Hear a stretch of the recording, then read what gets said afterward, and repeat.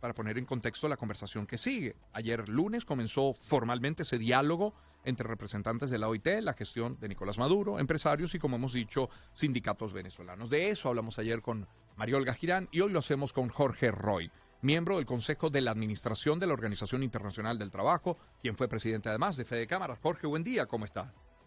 Muy buenos días, Román. Muchísimas gracias por este contacto y por ese excelente resumen que acabas de hacer. Primero, Jorge, preguntar por lo que esto significa. María Olga Girán nos decía ayer que lo ve con buenos ojos. Dice, es una buena noticia. ¿Cómo lo ven? Sí, a mí no me gusta mucho la calificación de hechos históricos porque evidentemente que ayer empezó un proceso muy, muy importante, producto de una lucha de casi 27 años que tiene Fede Cámaras llevando una queja en el seno de la OIT. Una queja que, por cierto, a pesar de que sea una queja de un grupo empleador, bien complicado que eso avance dentro del seno de una organización de trabajadores, ha llevado por delante también muchísimas quejas de los trabajadores. Hoy estamos sentados en una mesa, no producto de una queja de trabajadores, paradójicamente, sino producto de una queja de los empleadores venezolanos en contra de la violación de unos convenios que ha hecho el gobierno venezolano con respecto a Ginebra.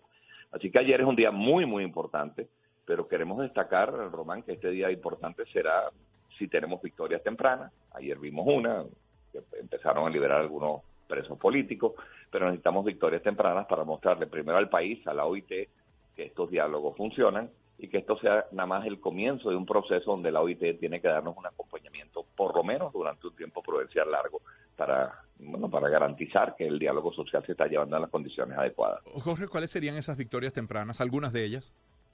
Bueno, tenemos una lista de prioridades que vamos en estos momentos a evaluar en estos 3 días, porque en estos 3 días sería muy ingenuo, Román, pretender que vamos a arreglar los problemas de 20 años, pero por lo menos salir con una agenda de prioridades. Prioridades serían sencillas, por ejemplo, oye, que empiecen a liberar a presos políticos, que den señales claras, que empiecen a devolver tierras a los dirigentes de cámaras a los cuales le quitaron sus propiedades, cosas que son simplemente decisiones jurídicas administrativas. Y después tenemos, bueno, cosas importantes como empezar a discutir los salarios mínimos en conjunto, que no se ilumine el presidente el 1 de mayo cada año y diga cuál es el salario mínimo sin haber discutido con los trabajadores y con los empleadores la mejor forma de desarrollar un salario justo para los venezolanos. En fin, yo creo que dar señales de que esto está avanzando y yo creo que eso está en manos más del Ejecutivo que de nosotros, que los trabajadores y los empleadores tenemos toda la voluntad de que esto vaya adelante.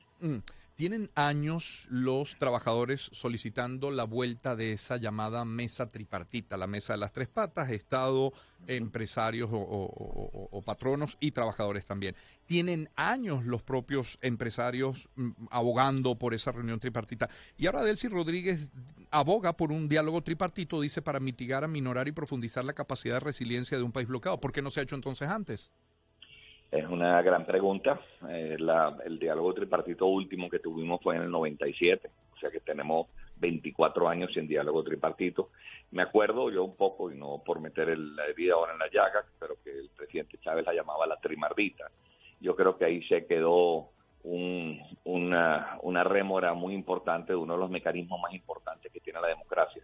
El diálogo tripartito no es una herramienta, es un valor intrínseco de la democracia. A mayor diálogo tripartito, mayor democracia va a haber, así lo demuestran todos los países. Además, un principio fundamental de la OIT que no merece discusión. En la OIT, si tú no tienes diálogo tripartito, no perteneces a la organización. De hecho, todas las reuniones que hacemos en Ginebra, todas las decisiones desde cambiar un techo hasta los problemas de los mineros del Perú se toman tripartidamente. No hay ninguna decisión en el seno de la OIT que no se tome sin un diálogo tripartito. Entonces, yo creo que recuperar ese valor ya de por sí le da muchísima importancia al día de ayer. El que estemos sentados y que la vicepresidenta haya reconocido la importancia del diálogo tripartito, yo me doy bien por servido por este primer acto.